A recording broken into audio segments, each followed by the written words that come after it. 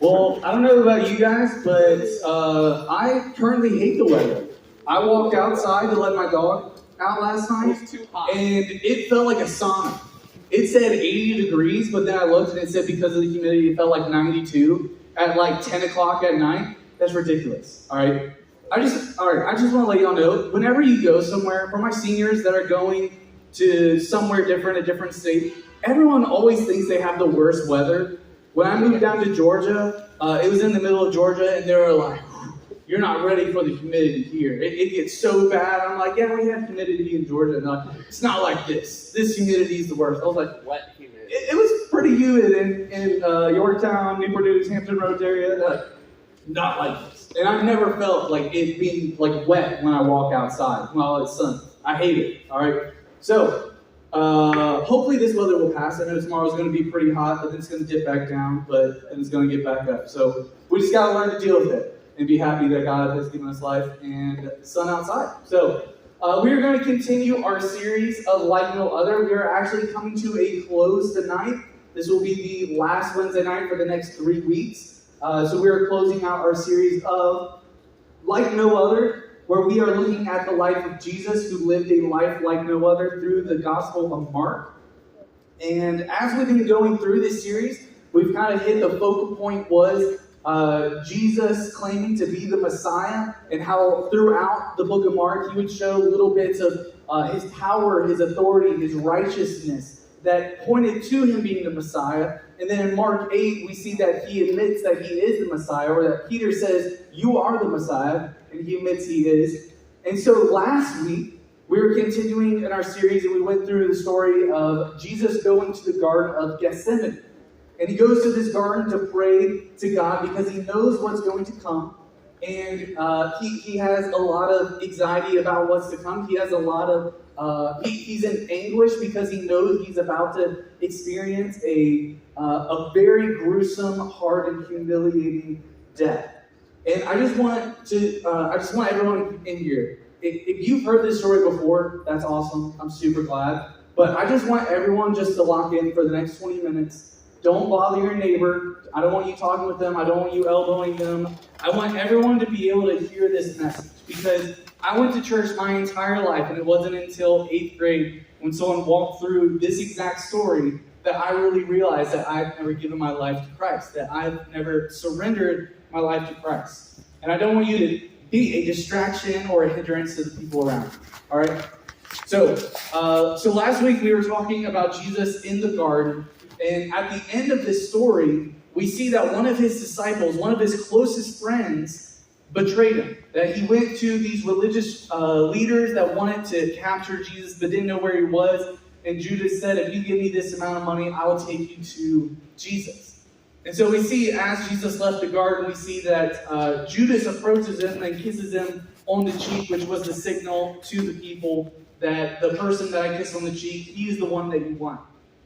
And so these Jewish officials, these religious leaders come up and they take Jesus. And Jesus is just like, "I've been preaching in the synagogues, and I've been out on the streets. You guys have seen me all the time. Why are you coming at me with clubs and swords? I'm willing. I'm going." Because he had already prayed about this. Last week we talked about how Jesus was wrestling, and he asked for strength to be able to do what God has called him to do. And he submitted himself to the Father's will rather than his own. So he willingly went with these people, and he was taken to the Sanhedrin. Does anyone know what the Sanhedrin is? It's not the desert. That's the Sahara. All right? Close, but not really at all. So the Sanhedrin, I'll just tell you guys, the Sanhedrin was a supreme court of Jewish people in the ancient times. It was like the judicial and legislative branch of the Jewish people at that time. It had about 71 members in it, including the high priest, elders, and several other people that we don't need to get into right now. So it's the judicial system that they had, that the Jewish people had at this time. And so they brought Jesus before the Sanhedrin. And they started getting a bunch of people to come and testify against Jesus. And so they would have one person come and testify against them, and then another person would come and testify against Jesus, but the stories didn't exactly line up. And so they had to throw it out, because according to Jewish law, you had to have the same story in order to convict someone. And so all of these stories had minor differences in it. And they were trying to come up with false accusations. But none of them were sticking, and by law they had to keep throwing them out. And the high priest was just looking at Jesus throughout all of this, and he was getting upset, and he wanted Jesus to die. This whole ruse was to get Jesus killed. And so he was getting really upset, and he's looking at Jesus, who's not saying a single word, who all these people are coming up and saying bad things, trying to get this man killed, and nothing's sticking. And he's just like, what are you doing? In fact, we actually have a verse, Mark 14, 60 through 62 up here. It says, then the high priest stood up before them and asked Jesus, are you not going to answer? What is the testimony that these men are bringing against you? But Jesus remained silent and gave no answer. Again, the high priest asked him, are you the Messiah, the Son of the Blessed One? I am, Jesus said. And you will see the Son of Man sitting at the right hand of the Mighty One and coming on the clouds of heaven. And so if you actually have your Bible and you look at it, there are certain versions that bold whenever there's a quote from the Old Testament. And so this is actually a direct quote from the book of Daniel and I believe the book of Psalms. And so we see that he is directly quoting from the scriptures that the Jewish people uphold. But yet this infuriates them, and they say that this is blasphemy, that this is something that should not be said, and they condemn him to death based on blasphemy. And so at this time, they bind him together, and they keep him with the Sanhedrin. And during this time, he is being mocked. People are spitting on him. People are hitting on him. It says that people would come up behind him and punch him in the back of the head, or strike him in the back of the head with a stick and say, if you're so great, tell us who struck you. If you're all-knowing, tell us who actually hit you. And so they're just beating him and mocking him at this time. But in the morning, they actually take him to this man named Pilate, who was a Roman official. You see, if you remember history, the Romans took over Israel. And so one of the things that Romans were really big on were, you're going to follow our rules, you're going to keep doing what you do, you're going to have all your customs, but we're the ultimate authorities. And so before the Romans took over, the Sanhedrin had the power of capital punishment, of executing someone. But not anymore. Everything had to go through the the Roman authorities. And so the Sanhedrin wanted to kill Jesus, but they had to have permission by Pilate, who was the Roman authority at that time. And so they brought Jesus to Pilate. And the high priest was saying all these things, that he's blasphemous, he deserves to die. He was just throwing out every accusation he could think of because he wanted Jesus killed. And this whole time, Pilate looks at Jesus, and once again, Jesus isn't saying anything. And keep in mind, this is the high priest is saying these are X, Y, and Z of why Jesus should die. And Jesus isn't giving a single defense. He's not giving any defense at all. He is just accepting it. And this amazed Pilate. And he was just like, I just don't think that this is right. In fact, this isn't in the book of Mark, it's in another gospel, that Pilate's wife actually has a dream that says that this man, Jesus, is innocent. And Pilate's wife pleads with him and says, you must set him free. This man does not deserve death. He is innocent. And so Pilate is now in this conundrum where he has all these Jewish people, where the high priest has rallied together all the Jewish people to just want Jesus dead. They're saying that if you love God, if you want to serve him, if you love Yahweh, you want this man dead. And so all of these people in this area want Jesus dead. And so he has to come up with a solution because, keep in mind, it's just Roman occupation at this time. The Jewish people far exceed the amount of soldiers in this area. And so Pilate is a smart man to get into this position. This is a very political matter. Is he going to do what he thinks is right and set the innocent man free? Or is he going to have a revolt from that? Or is he just going to say, hey, who is this one man? IG, keep the peace. I'm going to send Jesus with the Jewish people. They can do whatever he wants. And so the last thing that he tries to do to save Jesus is he says, hey, we are in this time of feast, and we do a tradition every single year. Every single year, we get together and we set a prisoner free. And so he gets one of the worst criminals that he can. And he says, this man is Barabbas. And this man is Jesus. These are the two people that you can choose from. You can choose to set free Jesus, who claims to be the Messiah. Or you have Barabbas, who is a murderer, who has murdered multiple people, who is known for violence, who has killed people. Who do you want to set free? And instantly the crowd says, we want to set free Barabbas. We want Barabbas to go free. And then Pilate says, well, what do you want me to do with Jesus? And they say, crucify him. Crucify him. And Pilate's amazed at this point because he's like, why do these people want this man to be killed?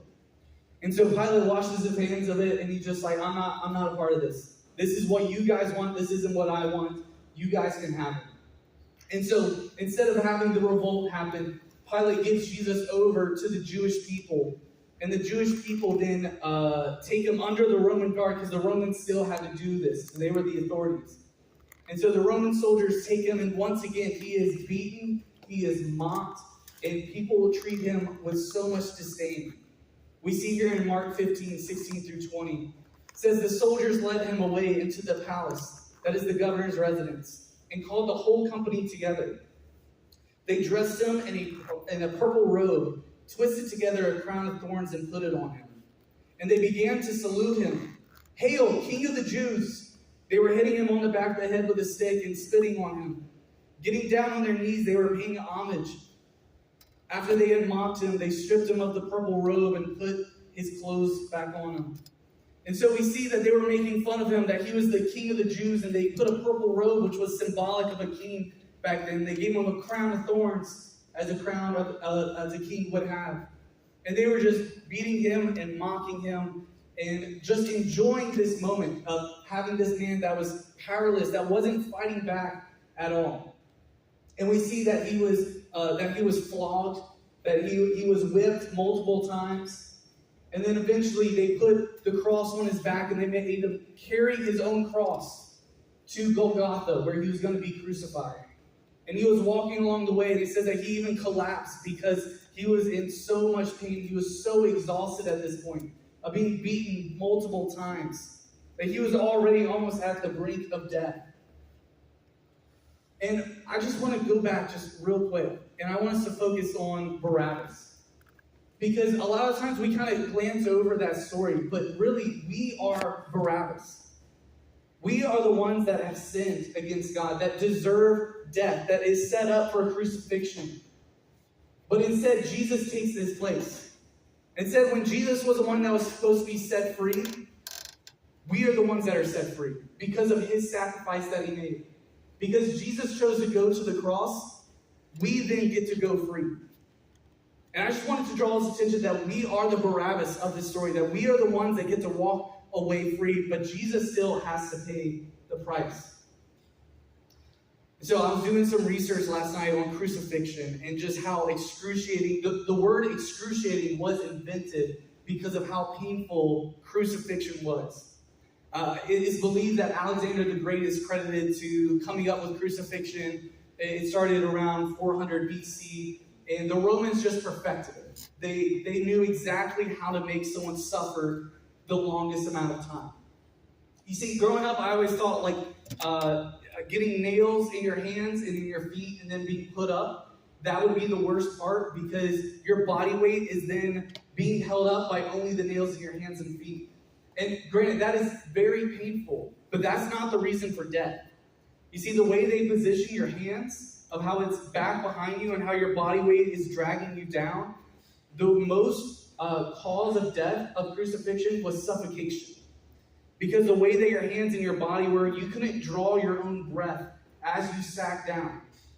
And so what the Romans did was sometimes they put a small piece of wood right up under your heel. So that if you truly didn't want to die, if you were too scared to die in that moment, that you could push yourself off of that little piece of wood to take in a deep breath. And then the process would start all over of your body becoming exhausted, slowly falling back down. And then slowly not being able to breathe. And you have to do it again and again and again until your body was exhausted. They said that crucifixion was normally between 4 hours to 4 days. And it just depended on how hard you wanted to fight for your life. And so we see that Jesus willingly went to this. that he willingly gave his life, that he willingly suffered and was humiliated and endured this for us. And to me, when I was growing up in church, I heard this so much, that Jesus died for you, that Jesus died for you, that it was almost like a callous to me, that it wasn't something that really sunk in, that it was just like, yeah, Jesus died for me, I get it. But when I really learned what Jesus went through, it really hit me, of how much I am not giving the amount of worship to God, to Jesus, that I should, because of what he did for me.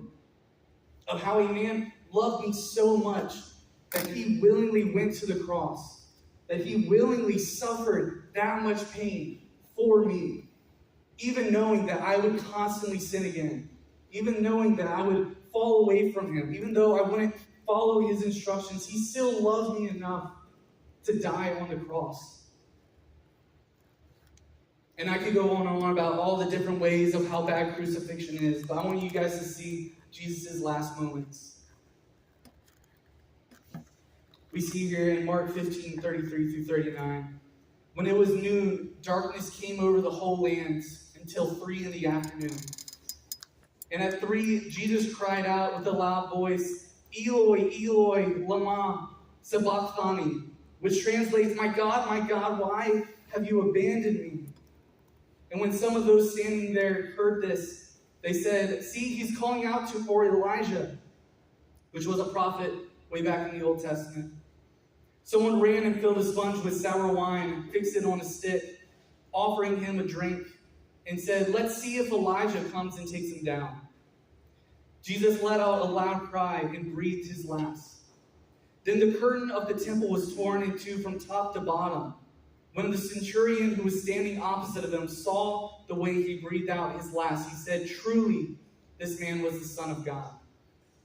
And so we see that Jesus gave his last breath on this cross.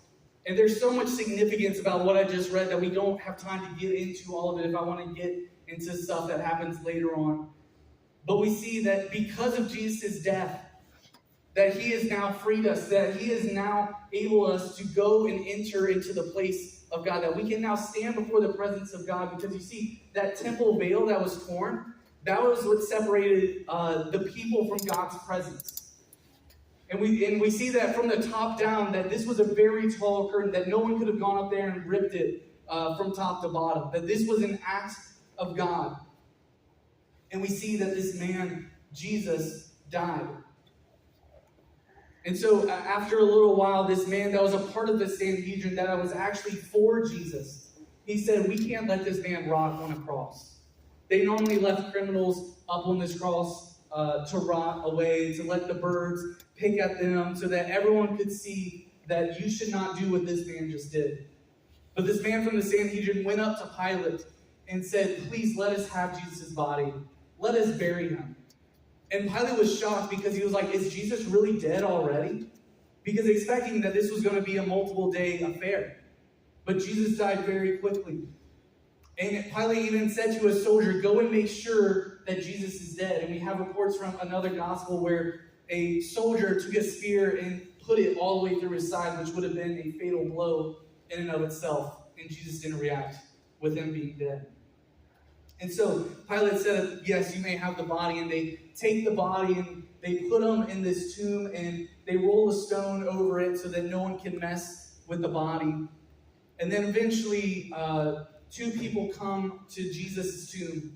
Mary, his mother, Mary, the mother of Jesus, and then another woman, Mary Magdalene, who would often follow Jesus and listen to his teachings.